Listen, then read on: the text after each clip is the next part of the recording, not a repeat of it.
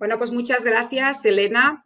Y después de conocer a los protagonistas y conocer un poco los fungicidas y los productos que tenemos para poder controlar a estas podredumbres, vamos a ir a la segunda de las presentaciones, que nos la va a hacer Pilar Plaza, que es una de las técnicos también del Servicio Técnico de Poscosecha de aquí del IRTA, y ella va a incidir en todo lo que son los sistemas de aplicación, cuál es el mejor momento, ver qué parámetros tenemos que controlar para garantizar la eficacia, intentar optimizar de todas formas todo lo que son los tratamientos de poscosecha. Pilar, te paso la palabra y puedes empezar. Hola, buenas tardes a todos. Pues sí, en esta segunda presentación ya nos vamos a centrar en lo que son ya los tratamientos fungicidas para poder aplicar en poscosecha y qué aspectos debemos de tener en cuenta en cada uno de ellos para intentar obtener el máximo de eficacia.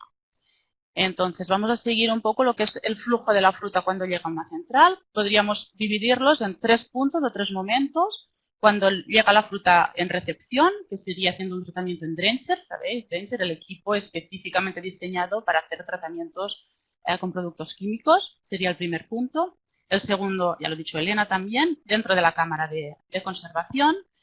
Y el que está más extendido, que sería ya un tratamiento en la línea de confección. O bien en balsa, o bien en algunas líneas que puedan tener, por ejemplo, un sistema de catarata, que son las menos, o ya sí la estrella, que sería por pulverización mediante boquias. Entonces, simplemente vamos a ver en cada uno de ellos, vamos a hacer un repaso pues, de lo que decíamos de los aspectos a tener en cuenta. Empezamos con el tratamiento en Drencher y primero que todo, debemos saber qué productos podemos utilizar para hacer este tratamiento en el Drencher. Tenemos, como ha dicho Elena antes, 2 materias activas autorizadas para aplicar en Drencher, fludioxonil, 2 formulados, Scholar y Textar 60F a diferentes riquezas, el Scholar al 23% y el Textar 60F al 60%. Y el pirimetanil, que vendría combinado con el aceite de clavo. Entonces, primero vamos a ver un poco qué características tienen cada uno de estas materias activas o de formulados, porque nos van a ser importantes después para conocer quizás qué riesgos podemos tener en cada uno de ellos en función de dónde los aplicamos. Aquí ya sé que se ve muy pequeño, pero simplemente era poner lo que es la ficha de registro de cada uno de ellos para poder ver las dosis y en qué especies están autorizados. Entonces los ponemos los 3 y aunque no se vea mucho, yo os lo digo, el Scholar, que sería el primero, está autorizado para aplicar en cerezas, en ciruelas y en melocotones y nectarinas. Mientras que el Textar 60F en su autorización pone fruta de hueso en genérico.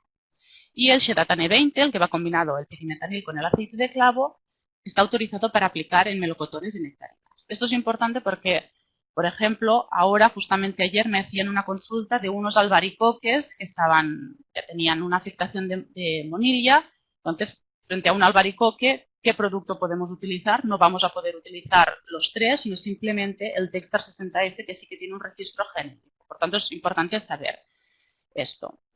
Otra cosa importante, las dosis, evidentemente el Scholar entre el 0,2 y 0,3% y el Textar 60F mucho más concentrado, pues una dosis mucho más baja entre el 0,07 y el 0,1. Y el Shedatane a una dosis del 0,25. Otro aspecto importante, el plazo de seguridad. Ninguno de ellos tiene plazo de seguridad establecido, por lo tanto podemos hacer el tratamiento hoy y comercializar la fruta mañana sin ningún tipo de problema.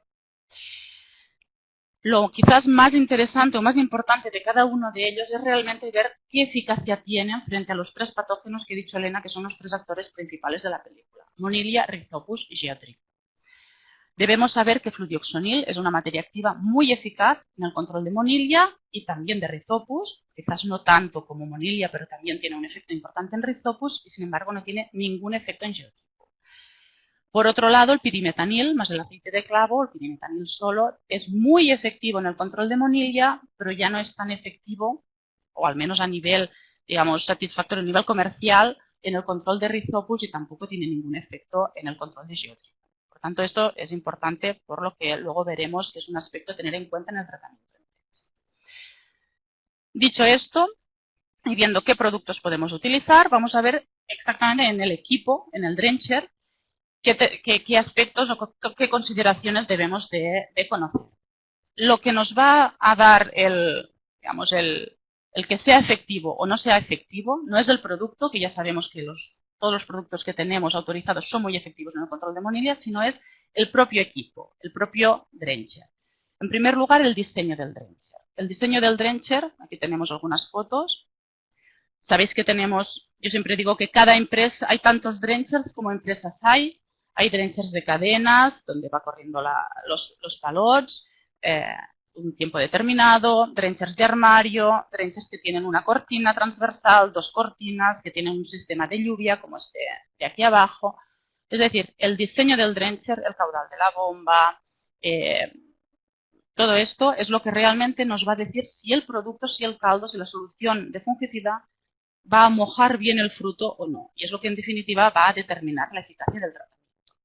Y aquí veis un ejemplo, que los que habéis hecho el curso de post cosecha, pues es la misma gráfica que enseñamos siempre, pero que ejemplifica muy bien cómo un tratamiento, cómo un drencher puede ser efectivo o no efectivo en función de si lo estamos realizando correctamente.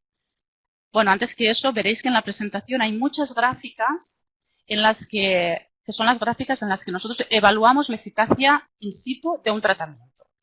Al final de mi presentación, de la última, os hablaré cómo hacemos estas evaluaciones, pero ahora muy rápidamente siempre las hacemos de la misma forma. Inoculamos fruta, dejamos unas horas a que esa inoculación, a que esas esporas puedan germinar, esa fruta recibe el tratamiento, posteriormente al tratamiento recogemos esa fruta, la incubamos y vemos realmente si ha sido efectivo o no. Entonces, siempre las gráficas tienen el mismo esquema, vemos un testigo, que es esa fruta inoculada pero no tratada, y aquí tendríamos fruta que nosotros inoculamos y se trató en el drencher al inicio, 0 toneladas, sería el primer pie que pasó con la solución fungicida limpia, recién preparada, después de tratar 20 toneladas, después de tratar 40 o al final después de tratar 60.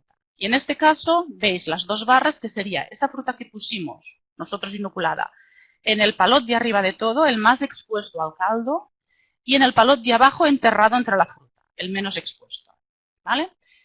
Bueno, pues si veis, tanto al inicio como al final, que es donde tenemos estos 2 lotes, el más expuesto al tratamiento y el menos, vemos una diferencia brutal en la eficacia del tratamiento en función, desde la fruta estaba en el palot de arriba, veis aquí en la barra azul, más expuesta, tenemos una reducción de más del 70%, en cambio la fruta que estaba abajo, menos expuesta, pues prácticamente no tenemos reducción.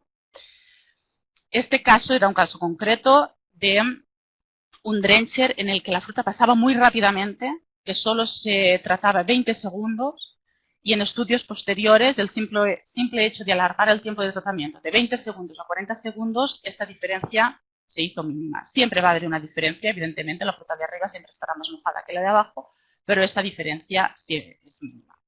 Por tanto, el diseño del drencher, sea como sea, lo que nos tiene que determinar al final, lo que tenemos que conseguir es un buen mojado de toda la fruta que vamos a tratar. Además de lo que es el diseño, tenemos el diseño, digamos, físico del tipo de cortina, del caudal, etcétera, es cómo hacemos la gestión de ese caldo, de esa solución fungicida. Eso nos va a limitar muchísimo la eficacia.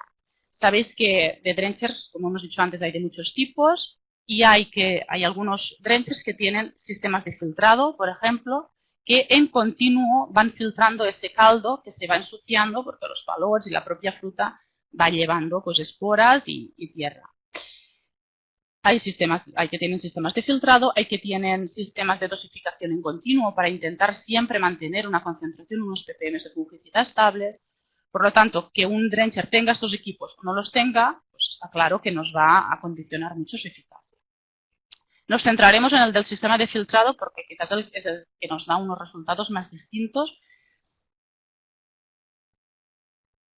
Bueno, esto sería el esquema de cómo el no tener un sistema de filtrado nos va haciendo cada vez contaminando el caldo, ¿no? Aquí vemos la tierra, perdón, hay un puntero, ¿no? A ver si se ve bien. Vemos que los palots pueden llevar tierra tierra cargada de esporas, como ha dicho Elena, por ejemplo, Rhizopus geotrichum, sabemos que son esporas que viven en el suelo. Esta tierra se incorpora al caldo, a la solución fungicida, que como se va recirculando durante todo el día que vamos bañando, o los X palots que vamos bañando, si fuésemos tomando muestras de ese caldo a lo largo de toda la bañada, vemos que al inicio ese caldo está limpio y a medida que vamos bañando se va ensuciando. Si hacemos siembras de esos caldos, vamos a ver que pueden llegar a estar repletas de esporas de Rhizopus o de Geotrichum y por lo tanto nos van a contaminar la fruta sana que estamos bañando para controlar monillo. Por eso en este punto es importante lo que os he dicho antes de ver la eficacia de las dos materias activas que tenemos, fludioxonil versus pirimetanil, porque hemos dicho que quizás la diferencia más importante de las dos es su efecto en Rhizopus. Y Rhizopus es un hongo en que, dependiendo de las condiciones con las que nos llegan los palots, pues nos puede contaminar la solución fungicida. Esto sería una parte, ¿no? Este incremento en el riesgo de que esta solución cada vez se contamine y se contamine por esporas que no son controladas por el fungicida que estamos utilizando. Y por otro lado, vemos una disminución de la eficacia fungicida. Por un lado se contamina de otras esporas y por otra vemos que cada vez la eficacia fungicida es menor. Veréis muy pequeño, pero supongo que se puede ver bien. Aquí vemos dos ejemplos comparativos de un drencher sin sistema de filtrado, sería el primero, y vemos cómo a medida que vamos bañando fruta, cada vez vamos a tener más podridos. Y si vemos los ppm, en este caso es un seguimiento a un drencher de imazalil, un drencher de cítricos, porque como ha dicho Elena, en fruta de hueso realmente nos están haciendo muchos tratamientos en drencher, vemos que empezamos con 400 ppm y que a medida que vamos bañando, pues estos ppm se van degradando. Comparado con un drencher con sistema de filtrado, en la que si vamos recogiendo muestras, realmente no se va acumulando la tierra, se va filtrando y por eso hace que se pueda mantener más o menos una eficacia con sus altibajos, pero se mantiene la eficacia durante toda la bañada. ¿Sí?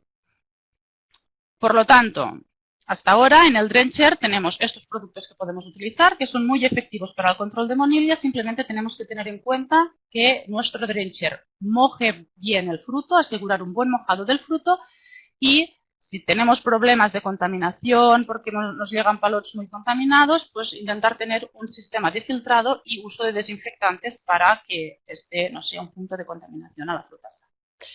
Otros aspectos importantes a tener en cuenta cuando hacemos un tratamiento en drencher es que, en general, el nivel de residuos suele ser superior al que tiene un tratamiento en línea de confección, tanto en balsa como en pulverización.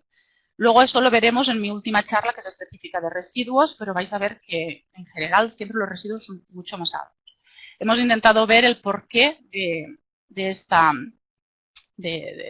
esto. Si es que la temperatura de la fruta es muy distinta, claro, la temperatura de la fruta que bañamos en drencher, la fruta puede llegar a 40 y pico grados, mientras que una fruta que tratamos en línea viene de unas cámaras de frío o como mínimo está toda temperada. Si es que no existe este secado físico posterior de la fruta cuando pasa por una línea, no hay unos donuts, no hay un cepillado, no hay unos ventiladores, por tanto todo lo que absorbe el fruto se queda, ¿no? Penetra en el fruto. Simplemente que lo tengamos en cuenta y esto nos puede condicionar o vigilar a los clientes de destino que exigen este tercio o este 50% del LMR. Y un poco relacionado con esto, sí que es verdad que el tratamiento en drencher, dependiendo de lo muy sucio o poco sucio que esté el caldo, si no tenemos sistema de filtrado, podemos llegar a ver residuos secos como polvo en la superficie que no tienen ningún otro efecto, pero sí que es un efecto estético negativo si es que queremos hacer una venta directa. ¿Sí? Pues bueno, con esto en esta diapositiva tendríamos resumidos los aspectos a tener en cuenta si es que lo que queremos hacer es un tratamiento fungicida en drencher. Vamos al segundo apartado, un tratamiento en la cámara de conservación. En la cámara, aquí ya tenemos solo una materia activa y solo un formulado, que es el de Copirpot, al 30% de pirimetanil. Esta sería su ficha técnica. En este caso la autorización es para fruta de hueso en general, por lo tanto aquí podría incluir cualquiera de las especies y la dosis, no lo veo bien, creo que son los 20 gramos, luego lo explicará Ignacio Calabia en su vídeo sobre la aplicación de estos fumígenos de 20 gramos de producto formulado por tonelada de fruta. Tampoco tiene plazo de seguridad, por tanto podemos aplicar y al día siguiente vender. Y aquí sí que a nivel comercial podría ser un problema porque estamos añadiendo una materia activa más. No hay ningún formulado base de pirimetanil autorizado en precosecha de fruta de hueso. Por lo tanto, si lo aplicamos en postcosecha, sí o sí estamos incorporando una materia activa. Sabéis que muchos supermercados que limitan el número de materias activas podría ser un problema. Que no lo tiene el fludioxonil porque sabéis que tenemos algún formulado que podemos aplicar en campo. Otras características es que, en general, la eficacia del tratamiento es menor a la de una aplicación líquida en la que se recubre todo el fruto y más heterogénea. Dentro de una cámara, evidentemente, en esta foto, por ejemplo, tenemos dos filas de palots, pero lo normal es tener una cámara llena de palots y los botes fumígenos en la puerta. Evidentemente, aunque el humo llegue a todas partes, no puede llegar a todas partes en medio de toda la masa de fruta de todos los palots. Entonces, sí que es cierto que en general sería un método con una menor eficacia, aunque depende mucho de las condiciones particulares de la aplicación. Dependiendo de realmente si no son cámaras llenas, que las tenemos con un porcentaje de espacio vacío, donde el humo puede circular mejor, de la estiba de los palots, etcétera, podemos llegar a tener muy buenos resultados. Y aquí os enseño uno de estos estudios que nosotros hacemos de evaluación con fruta inoculada. Recuerdo que son unas condiciones muy agresivas porque hacemos una herida y ponemos las esporas de monilla en la herida, donde vemos en el testigo y diferente fruta situada, ubicada en diferentes puntos de la cámara, tanto en la parte más cercana a los botes de humo, como en la parte de atrás del fondo de la cámara, como en el palot de arriba, la capa de arriba del palot, como en medio de la fruta.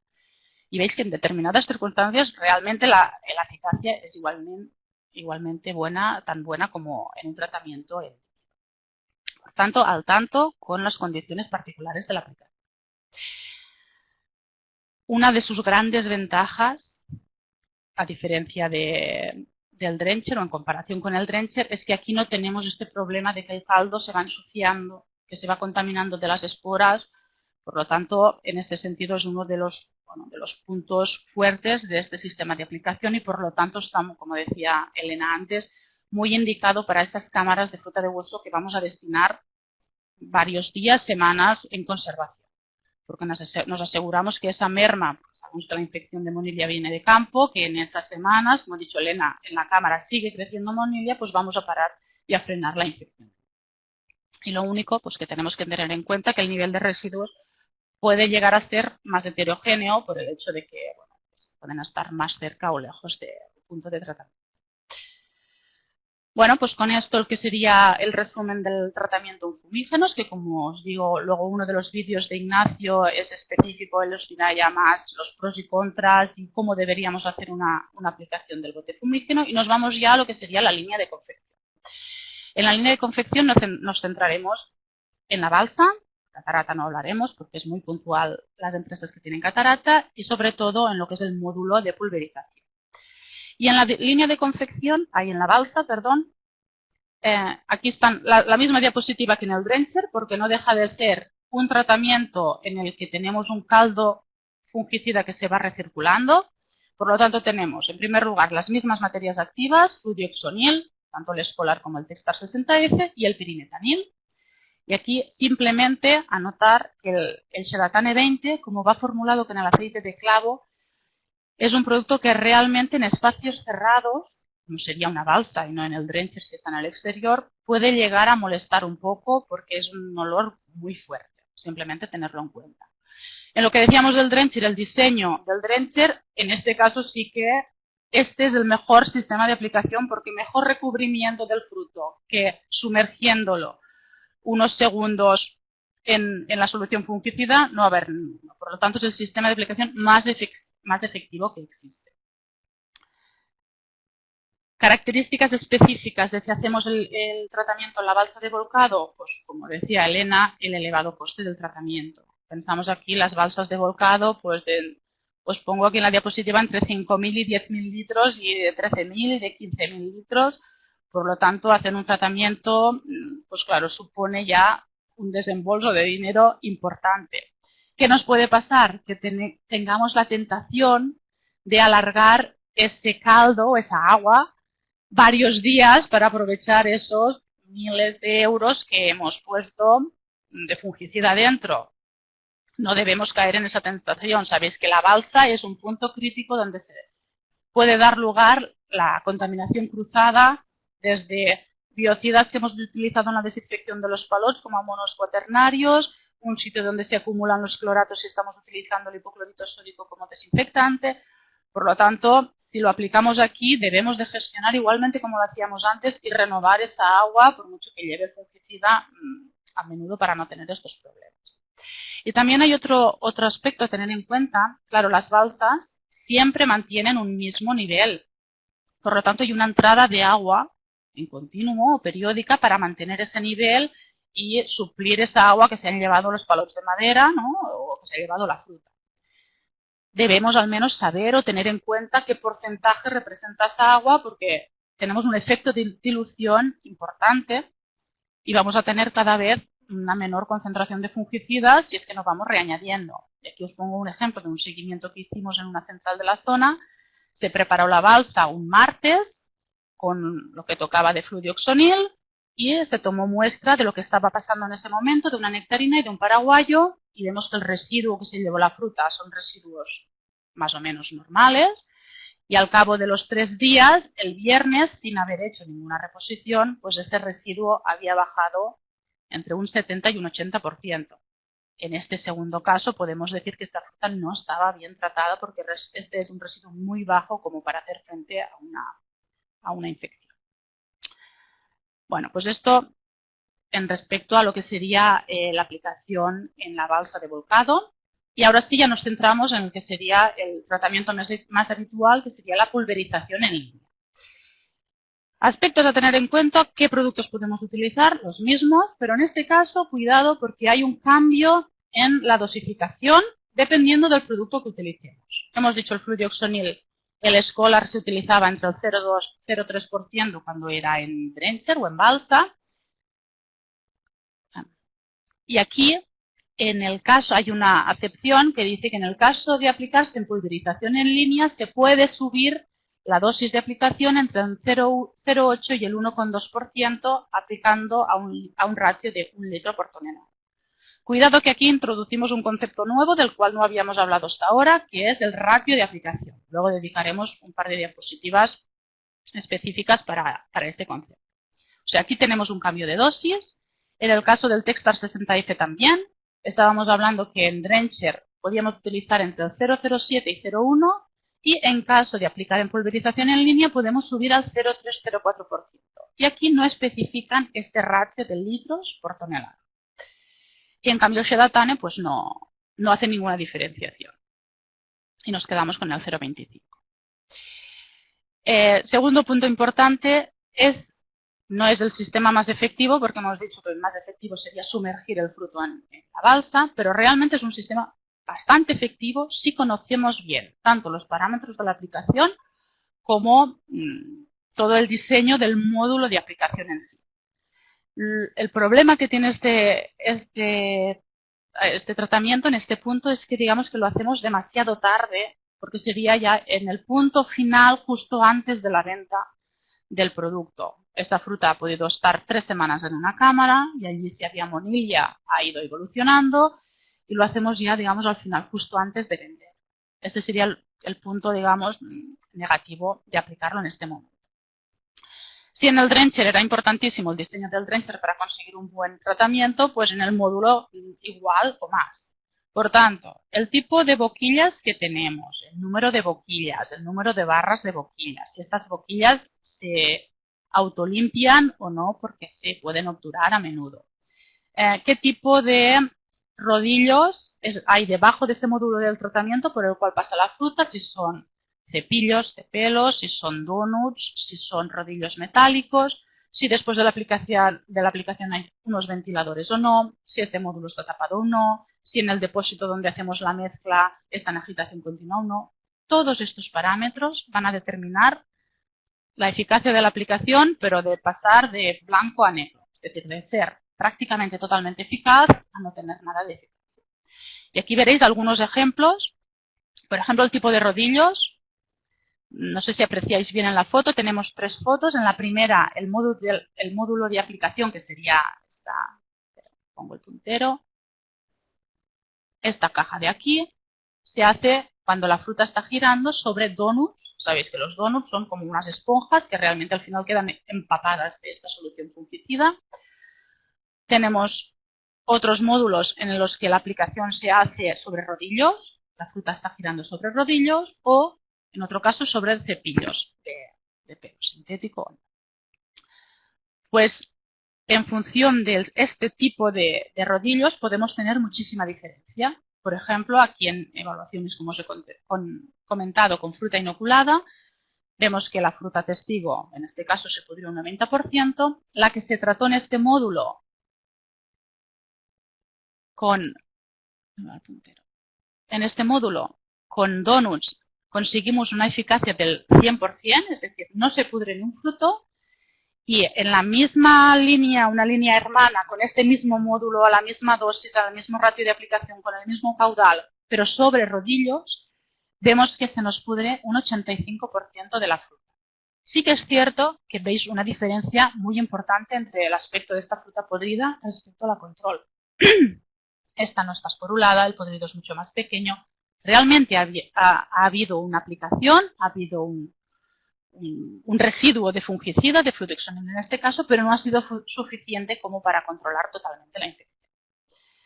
Otros ejemplos, lo que serían los elementos de secado, ¿vale? Si tenemos un ventilador después de la aplicación, en este caso la aplicación la tenemos aquí, y aquí tendríamos un ventilador, o tenemos muchas barras de donuts, que los donuts no dejan de ser también elementos secantes, que quitan parte de la solución que ha quedado en la epidermis, muchas barras de donuts más ventiladores, o en este otro caso tenemos aquí un ventilador vertical justo pegado detrás de lo que sería el módulo de tratamiento, que sería aquí. Bueno, pues en este caso, por ejemplo, lo que hicimos fue comparar si este módulo de secado tenía un efecto negativo en la eficacia del tratamiento. Y lo que hicimos fue pasar fruta inoculada funcionando normal, es decir, recibió el tratamiento aquí y luego se secó, y otro lote paramos el funcionamiento de este ventilador vertical. Y veis también hay una diferencia brutal. Con el ventilador funcionando, con el secado funcionando, tenemos un 60% de podridos, en cambio cuando lo paramos, solo un 35%. Es decir, este equipo, ¿no?, este ventilador nos estaba quitando eficacia del tratamiento porque en este caso concreto justo estaba pegado al módulo de tratamiento, de manera que era casi como poner bañar con la solución fungicida y quitarla justo después, inmediatamente después. Otros aspectos de diseño importantes que nos van a dar un resultado u otro. Si tenemos el módulo de tratamiento abierto o lo tenemos cerrado, y de aquí lo que es la pulverización con boquillas, pues lo tenemos abierto, se puede ir parte. Se crea allí una nube de producto fungicida. En cambio, si lo cerramos, pues queda todo en el módulo. Si en el bidón donde hacemos la mezcla tenemos un sistema de agitación continua o no. El escolar no lo hemos hablado, pero es un producto muy pastoso que realmente debemos tenerlo en agitación continua porque si no sedimenta mucho, de forma que parte de lo que estamos tratando es menos concentrado porque ha sedimentado el producto. Y otros aspectos de diseño, esta última fotografía era un vídeo donde se veía que las boquillas estaban justo tirando muy cerca de lo que era una cortina que daba paso de un módulo a otro y estaba casi cayendo la solución fungicida encima de la cortina y no encima de la fruta. Teníamos unos vídeos preparados, pero se ve que con este sistema pues era difícil incrustarlos aquí en la presentación. Esto en relación a lo que es el diseño. Y luego está todo lo que son los parámetros de aplicación, es decir, la dosis, está clara, el caudal de esas boquillas y el ratio de aplicación, si son boquillas de caudal fijo, de caudal constante, en función de los kilos que pasan, etc. Esto eran también 3 vídeos que se veían muy bien. Estos serían los 3 sistemas que tenemos de boquillas que podemos tener. Las primeras serían de caudal fijo alto volumen. Imaginaron esto es pues una ducha que va pasando la fruta y al mismo caudal pues se va bañando. En el segundo sería un módulo de nebulización, que decimos caudal fijo, porque siempre tira lo mismo, independientemente de las toneladas de fruta que pasen, pero de bajo volumen. En este caso, luego uno de los vídeos de Agrícola Rubies, Elena explica muy bien el funcionamiento de este equipo. Se hace el tratamiento del producto junto con aire a presión, de forma que se crea una niebla dentro del módulo, con microgotas, donde se trata la fruta, pues sin tener que utilizar esas boquillas de alto volumen. Y por último serían las boquillas de caudal variable, que estas serían como las primeras, pero no van en continuo, sino que van van con pulsos en función de los kilos de fruta que pasan o que se van volcando al volcador, a la balsa. De forma que como más pasen, pues los pulsos van más seguidos que si pasa poca fruta. Bueno, llegados a este punto hacemos el inciso de lo que decíamos del cálculo del ratio de aplicación.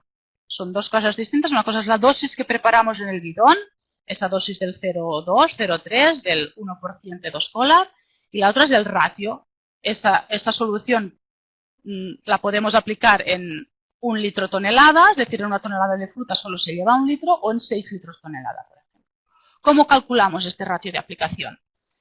Por un lado, conociendo el caudal que tiran las boquillas en litros hora. Esto nosotros lo que hacemos es directamente recoger en las boquillas, pues durante 30 segundos o durante 1 minuto, qué volumen de solución fungicida está cayendo por esas boquillas, pues tantos litros hora por tantas boquillas, pues en total tenemos tantos litros de solución fungicida por hora.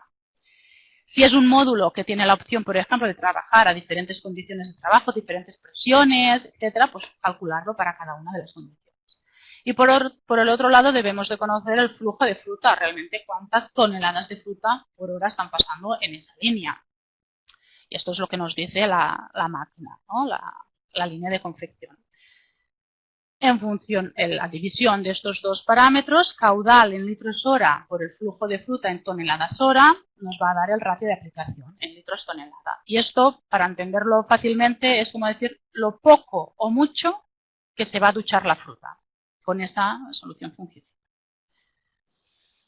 Y aquí vemos un ejemplo, jolín, qué pequeño se ve, de ver las diferencias que hay entre que si se moja mucho o se moja poco. Bueno, ya es de lógica pensar que vamos a tener una mayor eficacia, que estamos comparando la aplicación de 2 soluciones fungicidas de Scholar al 0,5 o al 1% de dosis, y cada una de ellas con 2 ratios de aplicación. Pongo el puntero. En este caso a 3 o 6 litros tonelada, o en este caso a 1 o 3 litros tonelada. Y está claro que como mayor sea el ratio, es decir, más duchada queda la fruta, pues aseguramos un mejor mojado del fruto y vamos a tener menos productos, ¿vale? Otros aspectos a tener en cuenta en este tipo de aplicaciones. No se ve, no lo hemos podido ver porque teníamos unos vídeos en los que se comparaba cuando la aplicación se hacía en fruta que giraba debajo de las boquillas o fruta que no giraba, por ejemplo. Evidentemente la homogeneidad de la aplicación a veces no es óptima. Teníamos otro vídeo que se veía pues que pasaba fruta a solo una capa, lo normal, o mucho flujo de fruta, que había 2 capas de paraguayos o de platerinas, creo que era, de forma que la de arriba se mojaba, pero la de abajo es que no se mojaba nada. ¿Podemos mejorar la homogeneidad de la aplicación cuando hacemos un tratamiento en línea? Pues bueno, tenemos una posibilidad que es la de añadir recubrimientos, que simplemente lo que hacen es intentar adherir este fungicida a la piel del fruto de forma mejor que si no existiera. Sí, ya acabo. Vale, y aquí se ve súper pequeño, pero bueno, fijaros si acaso en este punto de aquí, en la barra más oscura tendríamos lo que es la eficacia del tratamiento con el fungicida solo, y los otros dos sería combinándolos con recubrimientos. Pues vemos que la mejora es significativa. Cuando ya el fungicida solo es suficientemente eficaz, que estos serían más dosis, pues no hace falta, pero cuando estamos con una dosis o con una eficacia media, el uso de añadir un recubrimiento pues sí que nos puede dar la diferencia. Sí que es cierto que esta aplicación tiene algunos problemas o unos inconvenientes, la obturación de boquillas, muy habitual. Alguien tiene que ir revisando periódicamente para ir limpiando las boquillas. Vigilar las aplicaciones también en espacios cerrados si es que utilizamos el Shedatane por el tema del olor. Cuando hay paros de la línea, que la gente se va a desayunar, o hay paros de línea porque está acumulada la fruta al final, pues tiene que tener un sistema de que las boquillas paren para no estar todo el rato duchando la misma. Venga, pues esta ya era la última. Bueno, y con esto tenéis un poco la fotografía, ¿no?, de los diferentes puntos donde podemos aplicar los fungicidas y simplemente qué tenemos que tener en cuenta o qué peligros tenemos en cada uno de ellos para intentar, pues, no tenerlos.